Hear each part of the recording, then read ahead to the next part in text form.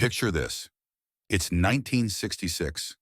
The Beatles are at the peak of their fame, and they're about to drop a US album called Yesterday and Today. But the cover? It's not the smiling Fab Four you'd expect. Instead, it's John, Paul, George, and Ringo decked out in white butcher coats, surrounded by raw meat and mutilated baby dolls. Yeah, you heard that right.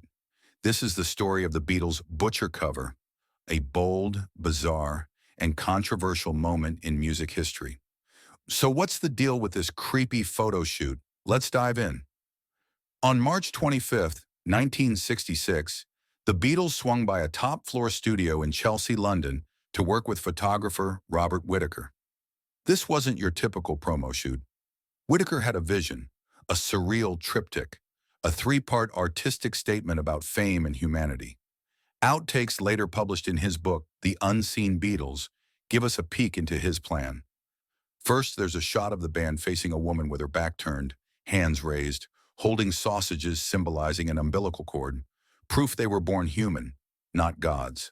The third panel, George Harrison pretending to hammer nails into John Lennon's head, a gritty reminder they're real, not idols. But the centerpiece? That's the butcher shot. White coats, meat slabs, doll parts. Provocative? Absolutely. Intentional? You bet.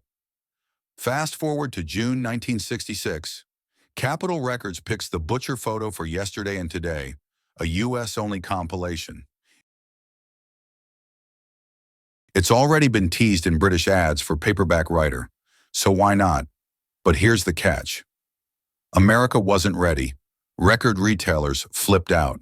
They called it grotesque, tasteless, especially after John Lennon's recent quip about the Beatles being more popular than Jesus already had people on edge. Capitol pressed the LPs, but the backlash hit fast. Within days of release, they launched Operation Retrieve, recalling every copy from distributors. Apology letters went out, and a safer cover, also shot by Whitaker, showing the band around a steamer trunk, replaced it. Here's where it gets wild. Instead of scrapping the butcher sleeves, Capitol decided to save cash by pasting the new image over them. Workers glued thousands of trunk covers onto the originals, but fans caught on. People started peeling them back, revealing the butcher shot underneath. These paste-over copies, called Second State, and the peeled Third State versions became instant collector's items. The rarest, the untouched First State copies that slipped through the recall. Want proof of their value? In June 2023, a First State sold for a jaw-dropping $23,584.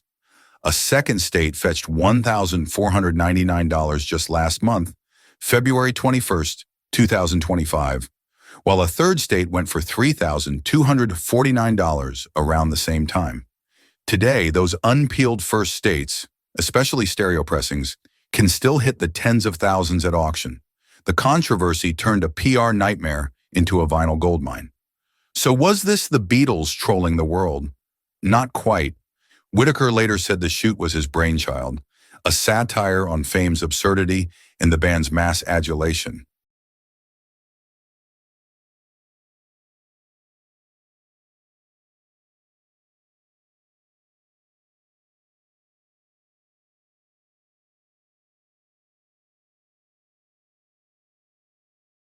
The Beatles went along with it, reportedly amused by the chaos it caused.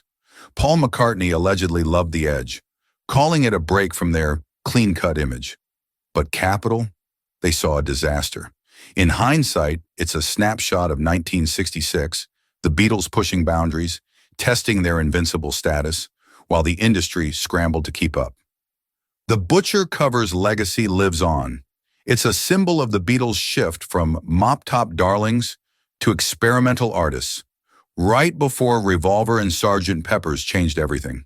For fans, it's a gritty relic of a time when the band could still shock the world and get away with it. Collectors chase it, vinyl nerds debate it, and we're still talking about it nearly 60 years later. That's the power of four lads, some meat, and a madcap photographer. So what do you think? Genius art or just plain weird? Drop your take in the comments, and if you like this deep dive, hit that like button and subscribe for more Beatles lore. Until next time, keep spinning those records. paste over or not.